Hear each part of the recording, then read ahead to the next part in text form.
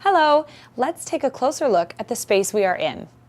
This is our second kitchen for use during the summer months. Summer kitchens are very common in the neighborhood. The hot summer sun warms our houses during the day, and if we light fires in our hearths to do our chores, it adds to the heat inside. Summer kitchens are usually outdoors or in a separate building attached to the main house, like this one. Hearth chimneys and stovepipes exhaust the heat straight through the roof without transferring heat to the main house. In this summer kitchen, there are double doors on each side of the building, which can be opened to encourage a cross breeze to carry the heat outside.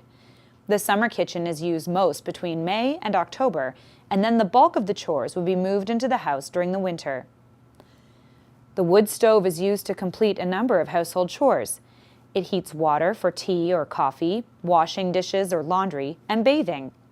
We can melt tallow or wax when we need to make candles, and of course, we use it for cooking. The oven bakes or roasts our food, and we can cook in pots and pans on the top burners. During the summer, we use fresh produce from our kitchen garden. Today, we're going to be making garden vegetable soup. To prepare, we need to light the stove. First, I always check to make sure that the flue is open. This will allow the smoke to flow freely through the roof. There's also one inside the stove, and it can be adjusted using this handle. I need to remove these burners to take a look inside. I always make sure that my damper is open before I build a fire. This allows oxygen in to fuel the fire and get it started. Once the fire is strong, I can adjust the damper to control the amount of oxygen and strength of the fire. It will also help keep the fire burning longer.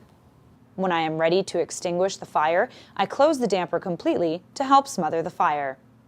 Next, we need to build the fire in the stove.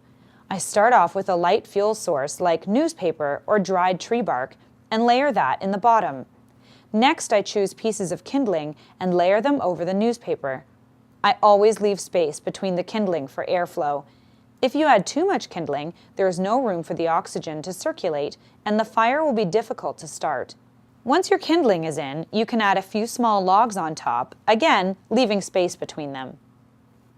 Once your fire is built, the last step is to light it.